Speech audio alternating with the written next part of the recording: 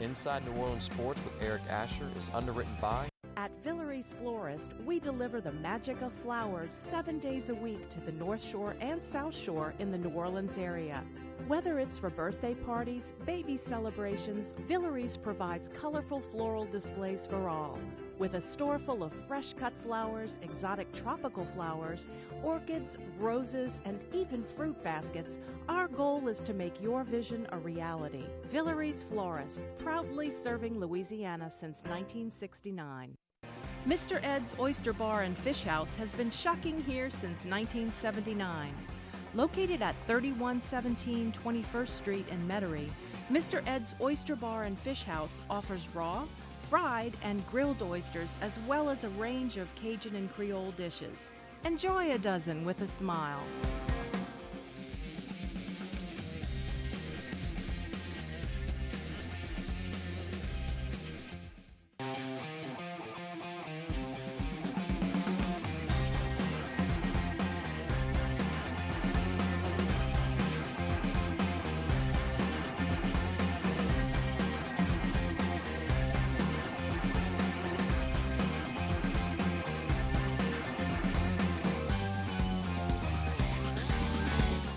Good evening, New Orleans, and welcome to another edition of Inside New Orleans Sports. I'm your host, Eric Asher. We're live from our Pontchartrain production studios, and as always, we're going to talk a lot about the home teams tonight. The New Orleans Saints, the LSU Tigers, the Tulane Green Wave, and also the New Orleans Pelicans. What a great time to talk about these teams. Again, we talked about it at the beginning of the season. This could be one for the ages. Looks like it's right on that track right now. And we've got two great guests to be able to break it down from you. From CrestCitySports.com and so much more, Les East, award-winning journalist, is with us. From CrestCitySports.com and 106.1 The Nash, it is Jude Young. Guys, welcome back to the show. Thanks so much for being with us. Good to be here. If you would, Les, why don't you let the folks know a little bit about some of the publications you're writing with? Yeah, writing Thanks, Eric. I'm covering LSU for SaturdayDownSouth.com. Covering the Saints, Pelicans, and Tulane for the Daily Iberian in New Iberia. Doing some prep stuff for the Advocate and a little bit of all of that for CrescentCitySports.com. Beautiful. Good to have you back as always. Glad to be here. Jude, new home for the radio show and, of course, for the Prep Football Roundup. And, of course, tell us about CrescentCitySports.com. Give us the whole nine on what you're doing now. 106.1 FM, our new home for our Crescent City Sports radio properties, including 7 o'clock in the evening sports talk each weekday. And as you mentioned, Ken Trahan's prep show, which goes around the state on stations in all major markets. Best one in the country, we think, and a labor of love to be sure. On Crescent City Sports this time of year, we're broadcasting a lot of live high school football games, including two this week, Thursday and Friday night, that you can check out, including our Thursday night game each week, which is produced for the LHSAA. We're very proud to be bringing the game of the week for the State High School Athletic Association to folks all around the state and beyond. And I'll be busy with the UNO Privateers soon on their new home on Nash Icon 106.1 FM. First game on November 5th. All the UNO games back on the radio for men's basketball, and we're awfully excited about that. Yeah, I think everybody's excited about that. Had Coach Schless on the radio show on Wednesday, live from Katie's, and we talked a lot about, again, this upcoming season. He, again, picked first in the conference, and he's excited, man. He's excited about the prospect of what's going to happen this season. And little birdie told me this guy's going to Hawaii. That's true. Sure am. It's going to be a pre-Thanksgiving. Thanks for giving that trip to me and the opportunity to broadcast that game from Honolulu. Great schedule, too. We're at LSU, at Butler, amongst the highlight games. Memphis, which will be nationally ranked and maybe a Final Four contender after Christmas. And that is just before we start with the Southland opportunity as the favorite to win the league. Right. I remember Todd Graffinini a few years ago when Tulane went to Hawaii. What a tough gig that was, but congratulations on that. You get to Hawaii, any way you get to Hawaii is a good way to get to Hawaii, right? Nobody's going to complain about that, no doubt about it. Guys, let's start with the New Orleans Saints, 5-1, 13-6 winners over the Jacksonville Jaguars last week. This week it's reported that Drew Brees, when he comes back, he will have to have a brace on the thumb to be able to play with. Now, I talked a little about this on the radio show today. First of all, this is all the more reason why you don't rush him back. You know, there's a lot of talk about maybe trying to get him back a little bit early. He's ahead of schedule. no way, no how. You don't get him back until maybe after the bye week. And then you have to start to ask the question, how does that affect his accuracy? How does that affect the velocity on the football? Obviously, that's going to be worked out, but that was something that again, as far as I was concerned, was kind of unexpected. Yeah, I wasn't expecting that. I'd like to see what the brace looks like, Sure. how cumbersome it might be. It may be a relatively minor thing, but the larger point here, as you brought up, is don't rush him back. I mean, first of all, they shouldn't have rushed him back under any circumstances. Agreed. Wait until it's 100%. But now you're playing with house money. You're 4-0. I mean, I think most people, if they had heard they were going to go 3-3 without Breeze, I think that would have been satisfactory. You're at 4-0 right now. If you just split these next two, and you would expect to beat Arizona at home next week, you're 5-1. You might even be 6-0, and then you have the bye week, that added time for him to rehab. So they shouldn't be thinking about playing him anytime before the Atlanta game on November 10th. Yeah, I would agree. What's your take, Jude? Well, it seems to me that Drew Brees will make the smart decision first and foremost, because if he feels he's not up to his standard, he's not going to play. And if he needs extra time to get used to using that brace for as long as they want him to wear it, he will take that time. And like Les said, when you're 4-0 without him, that makes it a heck of a lot easier. I think it's going to be interesting to see exactly what this brace is. But you think about some of the knee braces folks wear now. It's just a band sometimes for extra support. My guess is it's something minor and probably won't have a great effect on him. But in general, what will he be like as a passer for somebody who's already lost a little bit of velocity and ability to throw that deeper pass?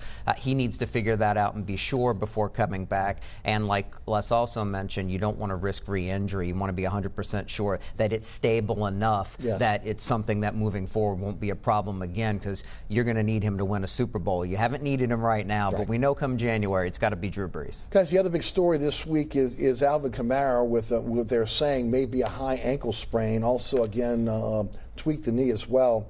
11 carries for 31 yards last week, 7 catches for 35 yards. Again, no burst, no elusiveness. Didn't see. You saw the lack of strength and with the ability to be able to push off, to be able to break tackles. It was almost again like he got hit and went down. The Saints are in a precarious situation right now with Kamara. There is no one on the team that is like Kamara in terms of what he brings to the table, in terms of what he does in running the football, catching the ball, but also, again, the type of attention he gets from the defense. Now you're in a situation where you're going up to Chicago, playing a tough Bears defense, number 5 against the run, top 10 overall defense, and you got a situation where maybe he may not be available.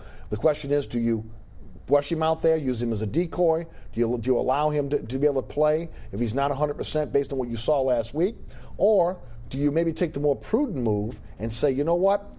We're not going to sit him. We're not going to play him this week. We're not going to play him against Arizona. You got the bye week, so maybe you get almost 3 to 4 weeks where he gets a chance to heal fully, so he can be ready for the stretch run. What do you think happens there, Les? Well, Sean Payton knows a lot more about these things than I do, but if it were up to me, I would not play him this week. You saw last week how limited he was. Yes. I think he's even more limited now based on tweaking his knee in addition to aggravating the ankle last week. Has not practiced at all on Wednesday and Thursday. This is going to be a very physical game. You don't want to subject him to that defense. If this were a playoff game, if this was a game you had to have, yeah, maybe you run him out there. But again, you're playing with house money. I think with this 4-game winning streak without Breeze, you don't want to risk losing Kamara long term. That bye week is hanging out there just 2 weeks away. To me, it just doesn't make any sense to put him out there unless he's a lot healthier than we think, and if he were, he would have practiced on at least on a limited basis. So I wouldn't play him at all. Yeah, I'm with you. I would not play him. I would hold him out all the way until after the bye week, and then check at that point and see if he's available to be again the same player he was. Because Jude, you know, high ankle sprains, they need rest to be able to heal. You have to rest them, almost immobilize them in some cases for those to heal. No doubt about it. And the timing says, because of the situation they're in with their record, exactly what you both have been saying. Err on the side of caution. Get him a couple weeks if you need to, and get him into the bye. It took about that amount of time for Saquon Barkley, who's back this week, to return to play with a high ankle sprain. They're similar high-level athletes, so that'll be about right if you get him.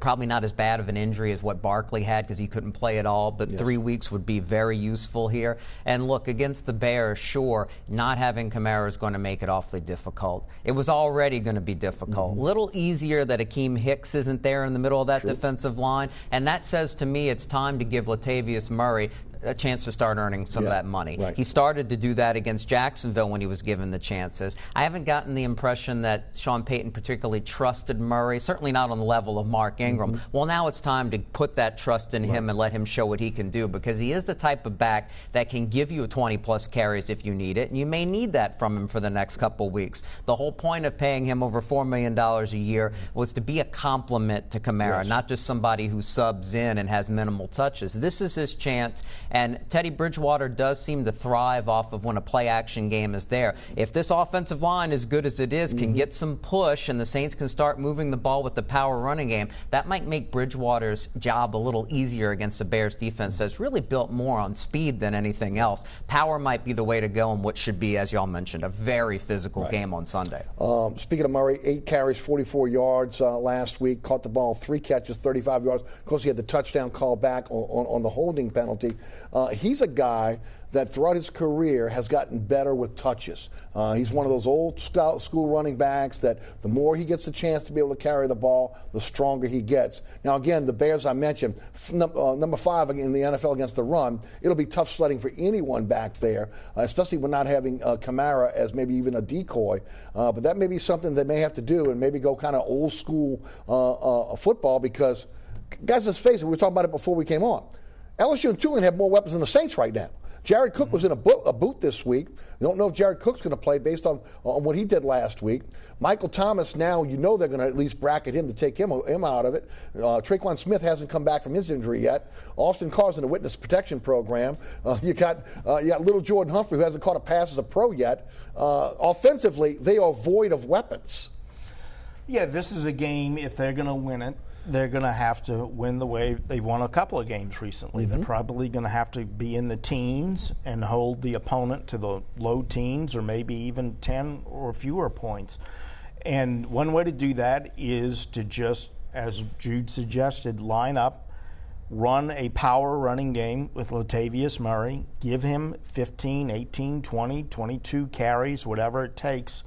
You're not going to run for 180, 200 yards, but if you can average close to 4 yards per carry, possess the ball, keep your defense rested, move the ball enough to kick some field goals, you can win this game. And we should also mention that Dwayne Washington is not a bad back. No, he's not. We saw that against Carolina last year. He had a 100-yard game that last game of the regular season.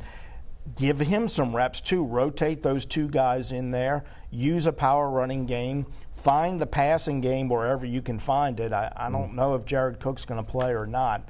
And I don't know why teams haven't been doubling Michael Thomas more than they have been. If they don't do it this week, then there's something wrong with defensive coordinators in the NFL. So the passing game is going to be a struggle, but I think you can get enough out of the running game with those 2 guys if you have to.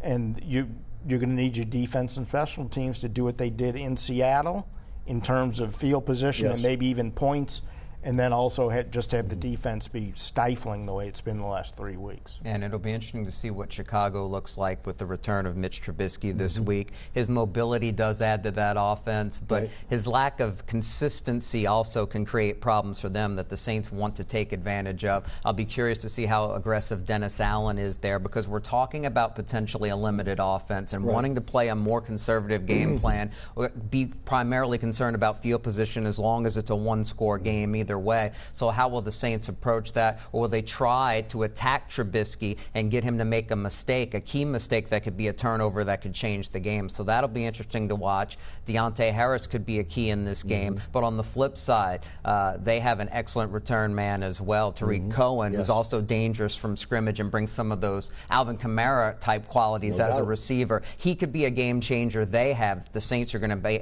concerned about. Saints can't lose the special teams battle and escape Chicago with a win. There's no way. Well, you got to win in the trenches this week. There's no other way around it. Offensive line played really well against Jacksonville last week. That is a tough defense, a tough front seven. They held their own. They limited the penalties, which was a good thing. That was a point of emphasis with Sean Payton going into the week. They're going to have their hands full with that bare front. And then on the opposite side, when you look at the strength of this team right now, the strength of this team without Breeze there is the defensive line, which has played very, very well. And I want to go ahead and quote Lenny Van Gilder of CrescentCitySports.com, who came up with some great statistics. The Saints have just allowed 226 yards and held the Jaguars to 2 field goals last week. Third straight game that the Saints have held an opponent less than 260 yards, 257 to the Cowboys, 252 to the Buccaneers, and, of course, I mentioned 226 to the Jaguars. That goes back to, and this is what blew my mind about the stat, the Dome Patrol era. Yeah, that's what's remarkable about this. When you start to put the numbers into context, that's the context, is you're seeing a lot of stuff that hasn't happened until those glory days of the Saints defense under Mora and Sidwell back in the late 80s, early 90s.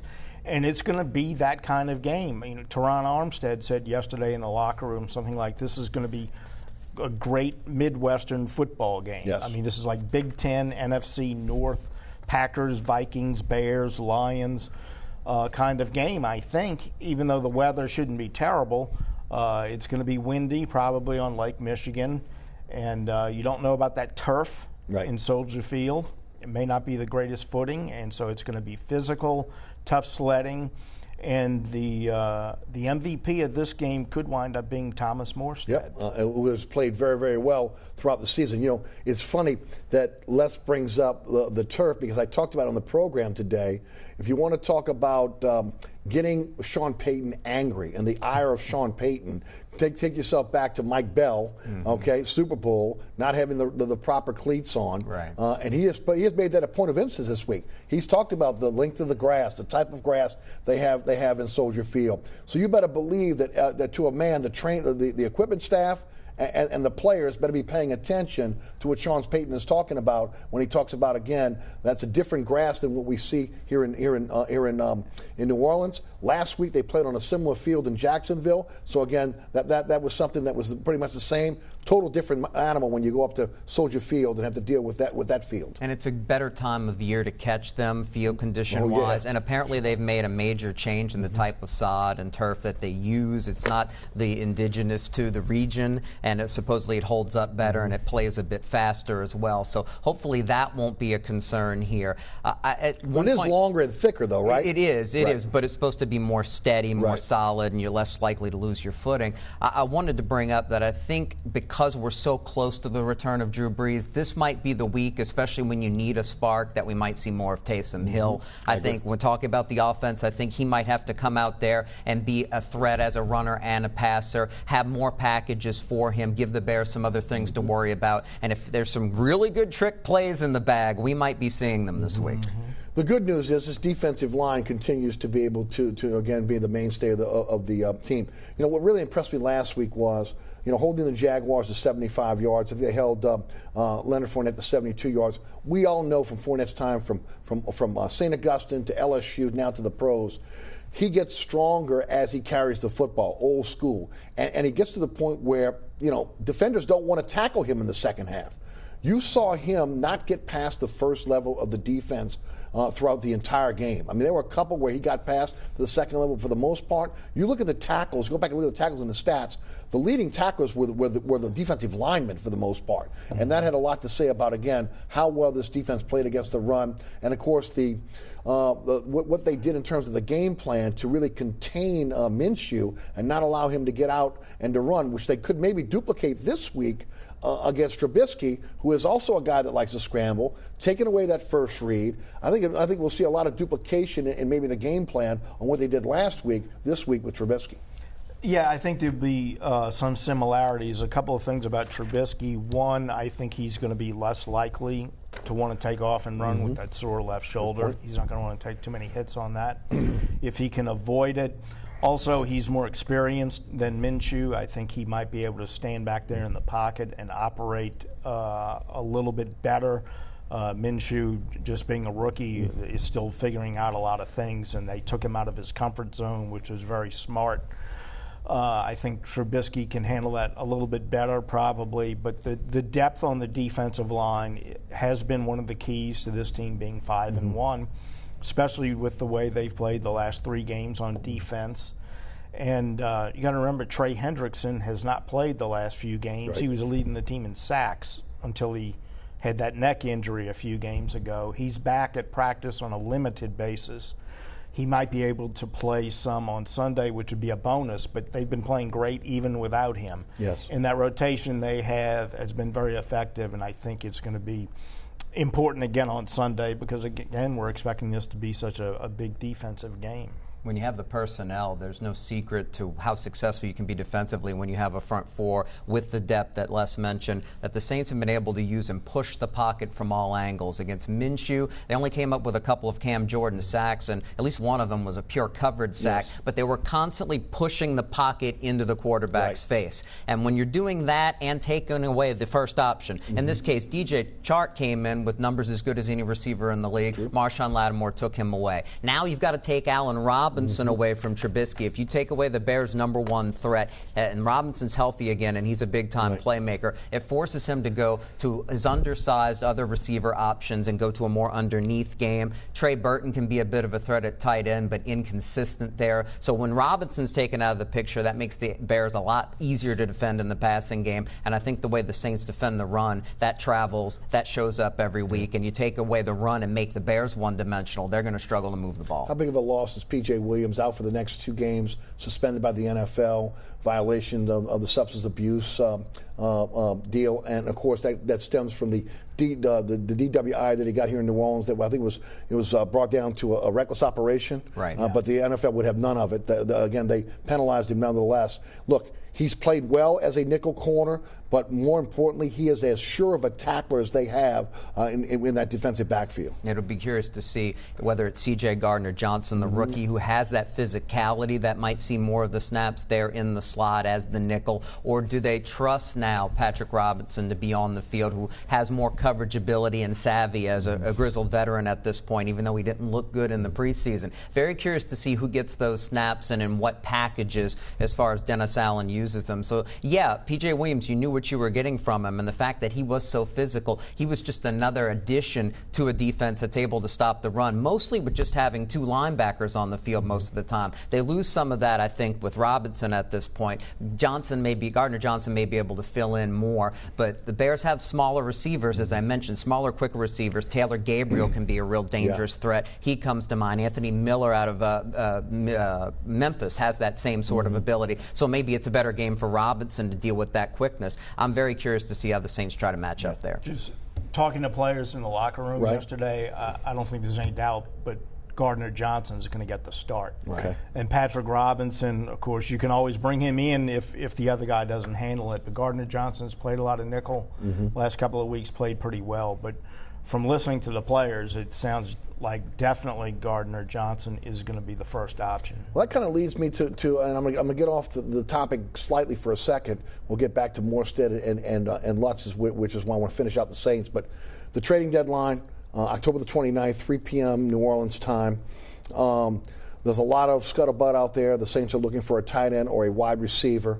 The problem is they've given up their 2nd-round pick in the McCoy deal. Their 7th-round pick is gone as well. You don't want to give up your 1st-rounder. For those out there, talked about the radio show, if you've got dreamy eyes for Joe Burrow and who knows where he's going in the draft, you're not giving up your #1 pick. And they don't give the #1 pick anyway. So that means, again, you maybe are looking at the possibility, if you're going to make a trade, to bring in a weapon, because right now the Saints are almost weaponless when it comes to the offense. Then you have to start looking at draft picks or possibly players where you have an abundance of talent. Patrick Robinson comes to mind as a possibility of a guy that may be on the trading block. The defensive line has some has quality depth there. Maybe you can get away with letting a defensive lineman go. That's about it as far as the players go as positions of strength. What do you think happens in terms of the trading deadline, making a deal? The scuttlebutt out there is the Saints are out there trying to make a deal to bring in an offensive player. And I would think receiver, based on the rumor mill, I would agree, is much more abundant than tight end. The only tight end's name that I've heard, Tyler Eifert. With his injury history, you don't want to deal with that despite the talent. But speaking of the Bengals, A.J. Green, but you want to see him play healthy. He's not supposed to play again this week. And he's 30 years old. He's 30 years old. He's had injuries each of the last 3 years. But the bright side is in the last year of his contract, so he should come cheap except for the money you have to squeeze under the cap. And the Saints have created the room for that. And if they haven't, they can easily do so. Other names to keep in mind, Devontae Parker from the Miami Dolphins, a trading partner already with Kiko Alonso recently, and the Jeff Ireland connection, of course. Emmanuel Sanders. Look, Denver's starting to get back into the hunt here, but if they slip back the next couple of games before the deadline, he's a veteran that they might be willing to trade, and he's the ideal sort of veteran number 2 receiver who knows how to get open, especially on third down. He would make a lot of sense next to Michael Thomas. They don't have that guy that they can trust, line up in the slot and say, hey, it's 3rd and 7. This guy's going to get open. This guy's going to take advantage of one-on-one coverage and the attention being away from him. So that could be a trading partner if Denver slows down after this little hot streak. Your thoughts on the Saints being active at the trading deadline? Well, I think it's in their nature to be active. They've been very effective at supplementing the talent they already have on hand. They clearly see themselves as a legitimate Super Bowl contender, and rightfully so, and they're trying to plug in the small gaps that are there. And we've been talking since last summer about upgrading the wide receiver position. That's obviously the area that needs to be upgraded the most. We used to say after Michael Thomas and Ted Ginn, and I'm not sure we aren't talking about after Michael Thomas now.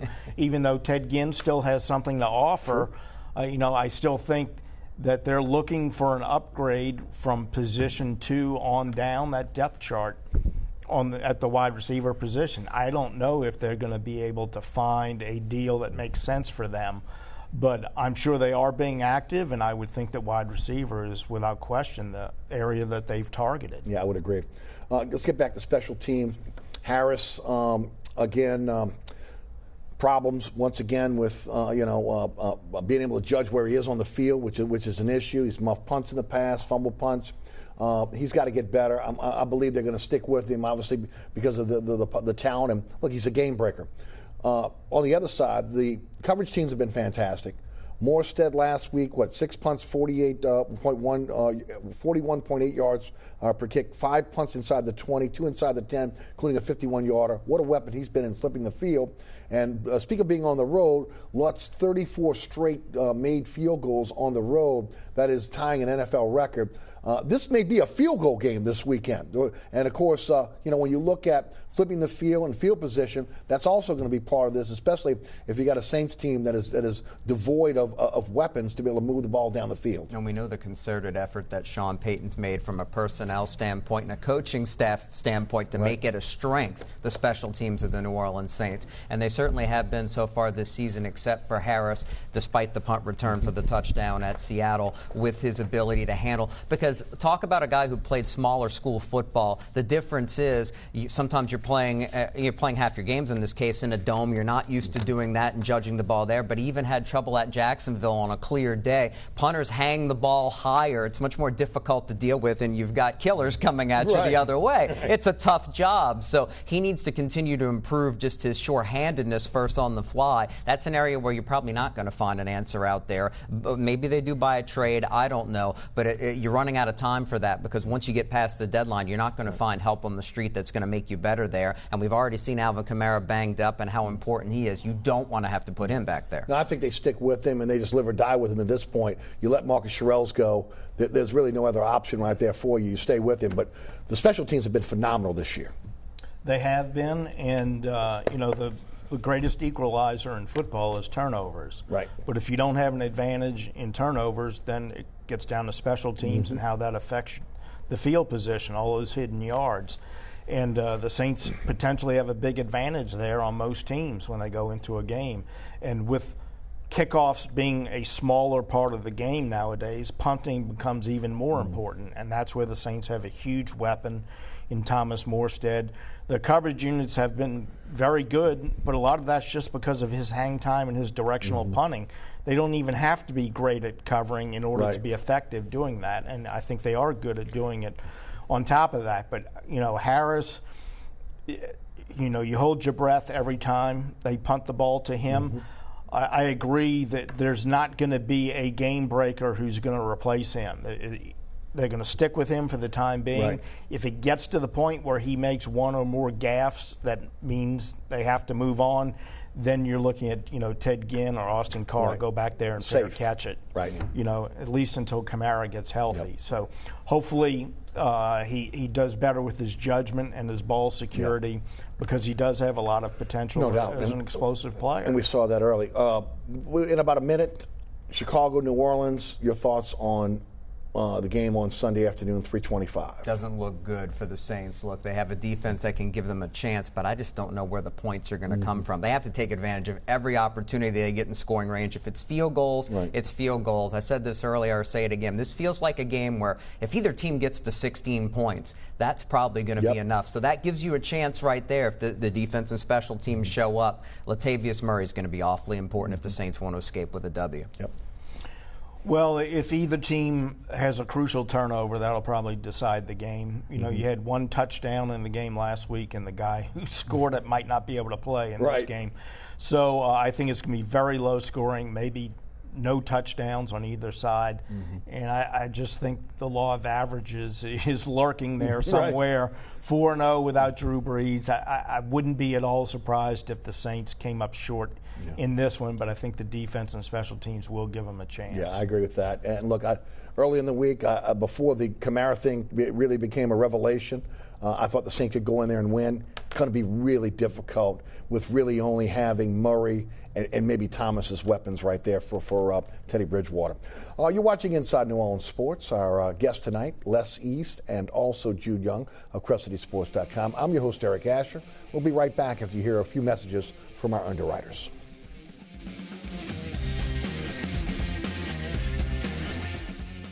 Air conditioning, heating, and refrigeration has been family-owned and operated since 1989. Burkhardt has energy-efficient solutions and offers brands such as Mitsubishi ductless AC units and Amana, the only manufacturer with a lifetime unit replacement warranty. Burkhardt's offers maintenance bundle packages that include servicing your AC, generator, and tankless water heater. For more information on the services Burkhardt's provides, visit acpromise.com.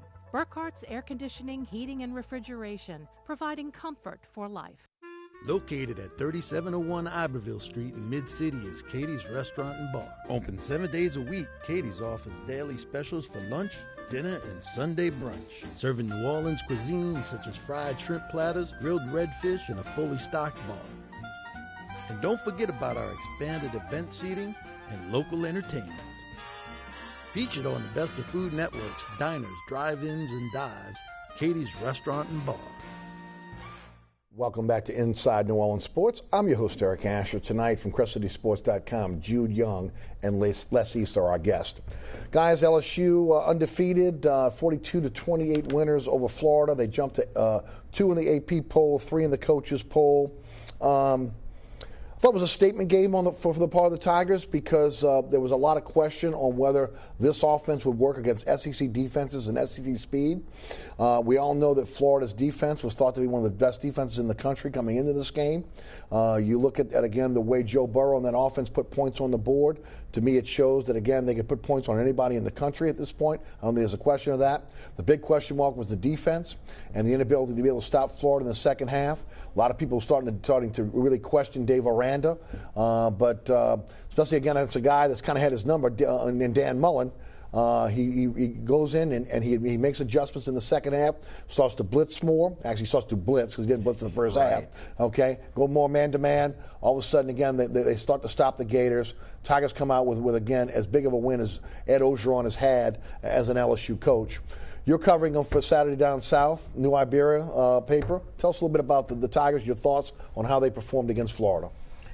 Well, it was a good win. The defense early on was discouraging, 4 75-yard drives to a limited offense.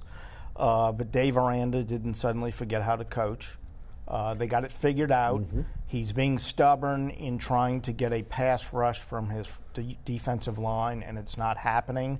And eventually, at some point during the game, he says, "Uncle," and he starts blitzing and he starts running stunts, and they get to the quarterback. And I understand why he's reluctant to do that and doesn't do it until it's absolutely necessary. At some point, that defensive line is going to have to generate a pass rush if they're going to beat some of these teams coming up down the road. Not necessarily an issue this week at Mississippi State. But to me, the biggest story, the defense turning it around after that first possession of the second half was big. But the biggest story in that game was the play of the LSU offensive line. It was by far their best performance of the year. They've been shaky. They ran the ball well. They protected Burrow. Burrow is great. There was a lot of things went well in that game. But to me, the offensive line was a revelation. Mm-hmm. And when you look at that game and realize that because of Aranda's stubbornness, he allowed Florida to do what they needed to do to be in that game in the second half, that was troublesome for me. I don't think he forgot how to coach, but stubbornness has seen a lot of other LSU coaches, head coaches and coordinators run out of town in the past, and this offense is too good to waste it being stubborn by being passive. You don't want to lose the time of possession game that badly and have teams put together these long drives against you when you have an offense that even against an elite defense is getting 10 yards of play. It's ridiculous how good this LSU offense is, and you have to think if you're Dave Aranda, and I think Ed Orgeron is probably telling him, go ahead, Dave, take some chances. The front four, and in his case, front three, I don't get it, isn't getting it done, then attack. Come up with some exotic blitzes. Try to make things happen because we can afford to have a gaffe that leads to a big play every once in a while. If you can come up with a big play every once in a while defensively yourself, because the more we can get the ball, the more possessions that offense gets, the more likely LSU is to beat, I think, almost any team in the country. Right. I've heard people say, well, he's working on the zone because that's what Tua struggles with, and you've got to beat Alabama. Well, you've got to win the games to get to Alabama first. Don't be stubborn against a Florida and put yourself in danger in the second half. It worked out. I think Auburn's going to be tougher than maybe people think just because they lost at Florida. That defense is better than Florida's, and they can give you a game. If they get their running game going, they can shorten the game. Get by those games and then worry about Alabama when you face Alabama. Get through these next two and let the offense do the heavy lifting and put up their 40-plus points because I don't think anybody's going to stop them as long as they get the ball enough. You know, and I mentioned this on the radio show this week and also on social media. It almost felt like the Saints under Breeze and Peyton before, the revelation of having a defense this year. Almost like Burrow had to score every single time they got the ball, much like we've seen throughout the tenure of Breeze, having to score every time he gets the ball because the defense is porous. Now, again, they fall behind 28-21. They come back 21 unanswered points. Goal line stand. They had also got them on four downs as well. So, again, they really played much better. We saw Stingley being picked on a bit, which we haven't seen all season long, yet he rebounds with an interception that was very timely for this team going forward. But, again, Marcel Brooks emerged as a guy that can rush the passer. And the thing that really kind of has really kind of struck me about this team is, and I talked about early in the season, when you are scoring as many points and scoring as quickly as the Tiger offense is, you got to be at least too deep on that defense because you got to rotate players in and out. All of a sudden, we're seeing young players emerge. Young players emerge on the defensive line. Young players emerge on the second level at the linebacker position. And, of course, we know how young the secondary is, which bodes well for the future. But those guys are playing pretty good right now. Yeah, and they're going to have to probably continue to improve because they're going to be counted on over the course of the season. And, I think that's something that's really hard to grasp is how the pace of the offense impacts the defense. It's a real intangible that's at play here. And even though LSU has been used to quick turnarounds because 3 and outs, they would be back on the field, but now it's 3 and a touchdown. So I guess the timing isn't that much different, but nonetheless, they're finding themselves going back on the field a lot faster. And I think it's kind of hard to quantify that, but I think that's definitely an adjustment that this defense has had to deal with. Certainly the injuries on the defensive line were something they had to deal with. That's mostly behind them now. So I think the defense is going to get better. There have been some mitigating circumstances in the problems they've had. But one other thing I do want to mention is, they're going to beat Mississippi State, I would assume. You would? If they beat Auburn, they'll be favored in that game. They're probably going to be number one going to Alabama, because that will be another top 10 victory. They aren't that far behind Alabama in the poll. Well, let me piggyback on that for a moment. I'm of the opinion that it's not bad being the number 2 team in the land. It takes a lot of pressure off of you. You're going into the biggest game of the season. Based on your forecast, you become the number 1 team in the nation. More than likely at that point, Alabama slips to number 2. It's 1 versus 2. How much more pressure does that put on this young football team? Well, it puts a little bit of pressure on them, but the flip side of that is if you lose that game, you're dropping from a higher position. Okay. And you're trying to get into those top four for the playoff. And maybe if you wind up at 4 instead of 5, maybe it's being number 1 instead of number 2 that helps that happen. Right. So, I think there's a trade-off there. Yeah, there's a lot of pressure, especially with a lot of young people on this team. But at the same time, there's a lot of pressure at being number 2 also. So I don't think there would, on balance, I think it would be a good thing if they move up to number 1. Let's be honest. No matter what numbers by their name when they go to Alabama, they're still going to be told how they haven't beaten them in this many years and that they can't win this time because defense now isn't good enough. And they'll be able to score, but they'll get outscored. Sure. They're going to still have a chip on their shoulders, and they're going to have to go into Tuscaloosa and perform. That's the least of their worries. I think LSU is going to bring their best shot. I think they've brought their best shot the last few years. They just haven't been able to score any points, and it falls apart in the second half. This year, I don't think that's going to be the case. It's going to be like a ping-pong match, really, for these two offenses, assuming they're healthy going into it. They just need to find a way to come up with the big play defensively, no matter how that's done. And you did mention fairly that they'll get more out of their defensive front, assuming you get Glenn Logan fully back, that Rashard Lawrence can be healthy for that game and the big games where they really need him to perform. It's funny that they use Caleb Chase on, I think, more off the line of scrimmage because he's so versatile and capable of it. When they really need him coming off the edge, I think a little bit more consistently, and they're probably going to need that more than ever against Alabama. And you'd like to see Michael Divinity not get banged up all the time, and maybe those two used as edge rushers and used their speed, because the bigger guys up front aren't winning battles, aren't pushing the pocket enough. When Florida's passing on you like that and has that much time to throw with their limited passing game, that's a real concern against anybody with a pulse, much less Alabama. As big of a game that we're going to see for Tulane in the last 20 years or so, right? 1998, last time they were ranked. An opportunity for them to break through the top 25 against a Memphis team they beat last year. But Memphis has been a difficult hurdle to overcome. Tulane now 5-1, 49-7 winner over UConn last week, doing what they needed to do, taking care of business against a lesser team. This is as big as it gets, and I think Tulane is up to the challenge based on what we've seen thus far in the season. Yeah, I think they are. They beat Memphis last year, as you mentioned. I think they beat them by 16 points, and that was before the quarterback change. Jonathan Banks was still taking virtually all of the snaps back then. The Memphis offensive coordinator is now the Tulane offensive coordinator, Will Hall, and he's doing a great job. In fact, I think all of the coordinators have changed for Memphis since then. Going on the road, that will be interesting to see. They passed a big test on the road against Army. This is a better team probably, though a more conventional team than Army was. Very big game for the program to keep pace with SMU in the West Division.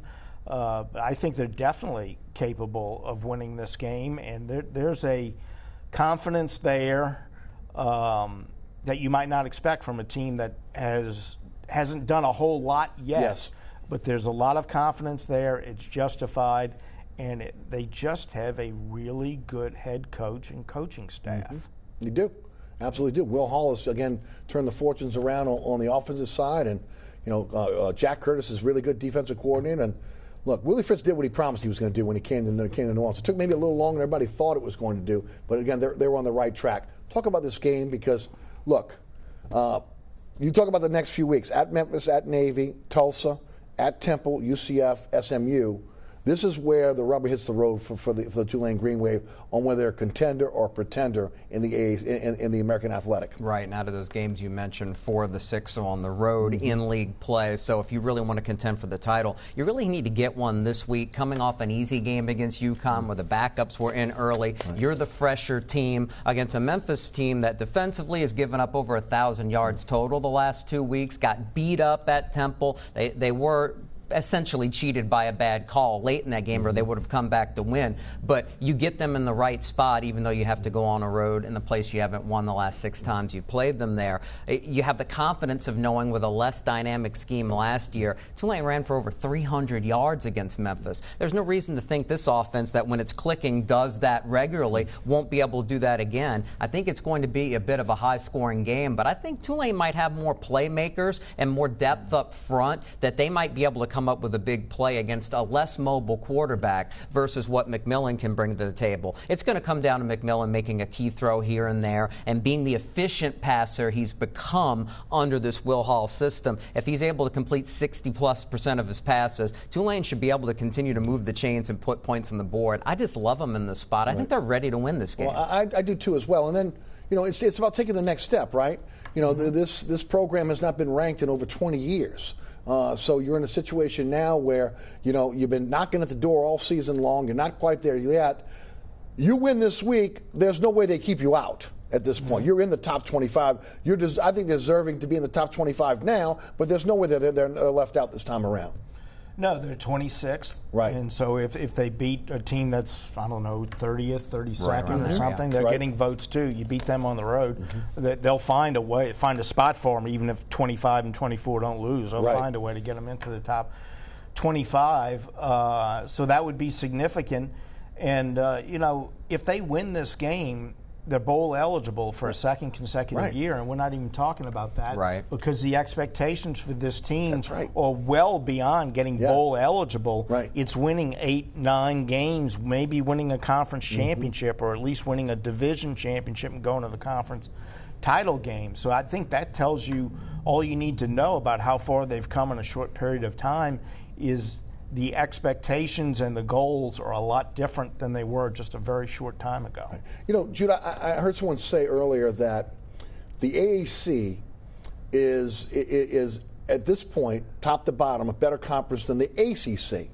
You buy into that? I do buy into that because I think there are just more better competitive programs right now that could beat ACC teams if they matched up with them. And it's not just a league that's built on a bunch of high-powered offenses that are trying to throw the ball and chuck it around, even though that's what UCF tends to do. That's what SMU does under Sonny Dykes. When you look at Memphis, balanced offense. Tulane now a balanced offense. Temple, really good. And all those teams have capable defenses as well, especially what we've seen from Tulane and what's been growing there under Jack Curtis and what a Temple can do, and UCF's still good, even though they have a slow start by their standards. They're still very much a favorite, I think, in the league. So when you look at the depth of the conference, I've even mentioned Navy, and because they're back to being what they were previously before last year falling off. There's depth there, and there's an ability to be physical from these football teams as well. So this is something that the ASC, they've said, hey, it's really Power 6, right? Well, they're starting to force their way in the conversation because the Pac-12 isn't nearly as deep as it should be either, and the Big 12 is very top-heavy. I couldn't agree with you more. Let's grab some phone calls. Let's go to Jeffrey in the West Bank. Jeffrey, welcome to Inside New Orleans Sports. Hey, Jeffrey.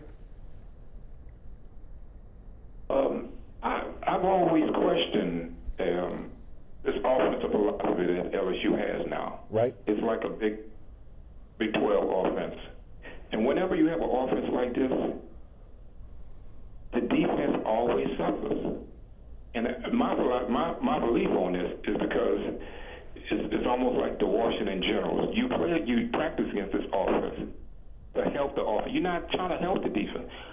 All the good things about a defense, tackling, wrapping up, being physical, you lose that with an offense like this. It never fails. Guys? I think that's an excellent point.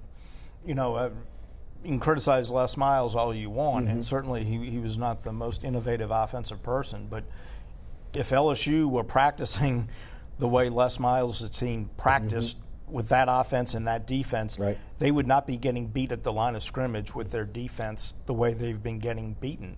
The preparation for the games is not helping the defense as well as it would with a more old-fashioned type offense. Now, there's a trade-off there, and I think we all would agree that they're better off with the improvement on offense and sacrificing something on defense. But that is definitely a factor in this, I think. But in the end, you want to have an offense like LSU has now that you're more than likely to outscore other teams that you have more talent than. And this LSU program for years has had more talent than most teams they've played, but not a system to take advantage of it. You've got a Heisman quarterback, you roll with it. But don't think the coaches didn't realize that. Coming out of the bye, starting with the game against Utah State, they were much more focused on establishing the run. Don't blame the offense that they were busting with Clyde Edwards-Helaire and even Ty Davis-Price, the freshman, now getting involved. Big, long touchdown runs. When you're just good, you're good. And the defense, hey, that gives them more margin for error, and that's good for everybody. Yeah, and my apologies to Clyde Edwards-Helaire.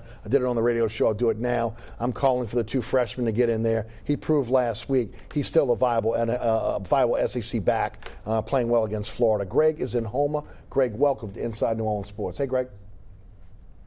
Hey, guys. Just two thoughts here. I think that this is a game with Chicago and New Orleans Green bring in Taysom Hill and pull out all kind of gadgets for Taysom Hill. And then my other thought is what do you think about full-time officiating in the NFL and hang up in it? Thanks. Full-time officiating, long overdue. Guys? Well, you brought up Taysom Hill as a possible factor in this game. I think he had an impact in the second half against Jacksonville last week, even though it was only a couple of plays. So I think he definitely could be a factor in this game. Full-time officiating in the NFL, I mean, what they're doing now is just awful. Right. And will Sean Payton trust Taysom Hill to go out there and run true RPO to try to take advantage of something the Bears haven't seen the Saints do with him on the field? Again, you're going to need to do something they haven't seen and be successful with it, I think, to move the football with the limitations they have this week. Toby is in Gretna. Toby, welcome to Inside New Orleans Sports. Hey, Toby. Hey, Eric. The high school football championship games, are they tape delayed or live? And I'll hang up. Thank you. We'll toss that over to Jude Young. Well, real good question, Toby, about where the games are going to be played, much less how they're going to be televised, because of the select schools having this unofficial LSA representing them, or at least trying to. The LHSA says that they're not an official bargaining organization, so to speak. So they need to figure out where these games are going to be played, at least the four divisions. But Cox Sports Television still has the right to televise these games, and I think it's their plan to televise all of them live, because you'll still have the true Dome Classic weekend with the 5 classes. We expect the 4 divisions to be played earlier, and my guess is at least divisions 1 and 2 will wind up on TV, if not all of them. Hal is in Westwego. Hal, welcome to Inside New Orleans Sports. How you doing, Hal? Hey, guys. Thanks for taking my call. First of all, based on the other caller talking about Taysom Hill, I love the image of Taysom Hill in that tall grass, mowing those guys down. Yeah. But that's not what my question is all about. I hear all the time about people having to play through pain in the NFL. And this thing about people getting all over Harris, I don't understand how it is that people can have complaints about that. It seems like he was doing great until he took that hit and got hurt on the field when he caught the kick. Yes. And ever since then, he's been a little shaky or shaky. Right. But it makes sense to me. It's like this guy is expected to make explosive moves on an island by himself. If a punter got hurt and then felt unsure about the rushes and got a punt blocked or kicked short kicks, people would say it was because he was hurt, but people keep picking on Harris. Right. I would just hope you touch on that a little bit. Okay. Guys? Well, if I'm not mistaken, the play on which he was injured was his second mistake in that game. Right. He had already mishandled the ball before that. So perhaps that's been a factor since then, but I don't think that's the only factor. Right, and in the first game of the season, again, it was his first game and it's Monday Night Football. He fair caught a ball on, the 3-yard line, and he's misjudged balls in the air. You've seen him struggle with it. It's been blatantly Just elementary obvious. stuff you have to do as a punt returner. Right, that's the point. You're not expecting him to come up with explosive plays. You're hoping he does that. You're expecting him to catch the football. Right, and make the right decision. Correct. No doubt. Wallace is in New Orleans. Wallace, welcome to Inside New Orleans Sports. Hey, Wallace. Yeah, y'all doing it. All righty. I think Todd Payton need to play some better plays than what he's doing because he's coming out with these same plays. And I think Alvin Kamara should have played till we play a lap. And Tyson Hill ought to play running back. Okay. Thank you. Well, I mean, they're not going to put Hill back there right now because he's the backup quarterback. Right. And at this point, I don't think they're going to try to risk Kamara, especially against this tough defense, unless he's really in a position where he can go. Right, and under normal circumstances, Taysom Hill would be a viable option at running back at least for a few plays. Now, not with him being number maybe 2. because Drew Brees is so close to coming back that Teddy Bridgewater might be a little bit more willing to run and use his legs. Right. Again, that hasn't been a weapon, and maybe they're going to need it. Right, guys, let's quickly go to the New Orleans Pelicans. Open up their season against the Toronto Raptors in Toronto, the world champions, on Tuesday. Some really bad news that we heard within the last 24 hours. There's some type of a knee issue with Zion Williamson. I'll throw it to you first. Yeah, it's a real concern until we find out what it might be and if he's going to miss some time actually in the regular season or not. But at least the bright side is that this team might be the deepest with quality, capable NBA players in the entire league. And then we're going to have to call on that depth at some time. So at the bright side, they'll be able to use more veteran players. And this is a real opportunity for the Laker trio in particular to step up early and develop some chemistry with Drew Holiday and Derek Favors, who will get more of a chance, I think, without Zion on the floor to be a factor offensively. That's something he didn't get to do in Utah often because he played with Rudy Gobert. He might be leaned on a little bit more heavily, not only if Zion's injured, but as he learns how to play the game. He might have to deal with foul trouble. He might struggle defensively. The depth is there. I think they're going to be okay. Yeah. It's right knee soreness. Right. He was left behind in New Orleans to have it examined more thoroughly. They have not played a game since Sunday. Right. We're not aware of any trauma happening in practice, so I'm thinking it might be precautionary. Right. Why get on a plane to New York for a preseason game and Swelling. come home and then get back on a plane to go to Toronto and start the season? So there's every reason for them to be very cautious about this. But it did come out of nowhere, and it is a knee. Right. So that there is reason to be concerned until we hear there's no reason to be concerned. Piggyback on what Jude said, because I'm with Jude. When you look at this team, and we go back to the Jazz days, I don't think there is a deeper team that we've seen for professional basketball than what we're seeing out of this Pelican team this year. No, I don't think there's ever been one this deep. There have been teams with better starting fives, might go 6, 7, 8 deep. But you go through the entire roster. I think Alvin Gentry said last week after practice that the Golden State teams he was with did not have the depth throughout the roster that this team has. It doesn't have as much talent, but when you start comparing the last people on the roster, there's more talent there than most NBA teams. And it's going to give Gentry an opportunity to kind of mix and match as again, they on different situations that they have. We've got about 20 seconds left. Give me your thoughts. Right, and I think that's going to allow Gentry to be able to, on both ends of the floor, attack teams with personnel where they could have advantages. Look, they need to take advantage of the non-elite teams and win as many games as they can to keep hope alive of perhaps making the playoffs down the road. And like we mentioned, they have the depth to do that. Yeah, they do. Guys, quickly, playoff team this year, missing the playoffs? If I have to pick, I would say no, but it wouldn't surprise me if they did. Close, but no cigar, right around 500. I'm going to say playoff team. They'll make the 8th seed. I really think that, again, they've got that much depth and they're that good. Oh, me, you and me both. No doubt about it. I want to thank our guests tonight, Jude Young and also Les Cease at CrescentCitySports.com.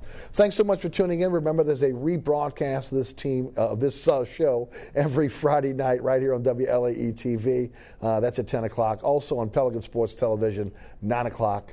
every Friday night. You can also catch us at ericasher.com. We can see all the previous episodes of this program. Catch me on the radio, Sports 1280, 101.1 FM HD2, and the iHeartRadio app. That's weekdays, noon to 2. You can listen live, download the podcast at ericasher.com. All the previous episodes of this show and, of course, my radio show are at ericasher.com. I want to thank our underwriters for making this show possible. Also, the WLE production staff, including Ron Yeager, Jim Dotson, Naila Jones, also Alex Chacon, my director, William Hill, my friends, Jude Young, and also Les East. I'm Eric Asher. See you next week for another edition of Inside New Orleans Sports.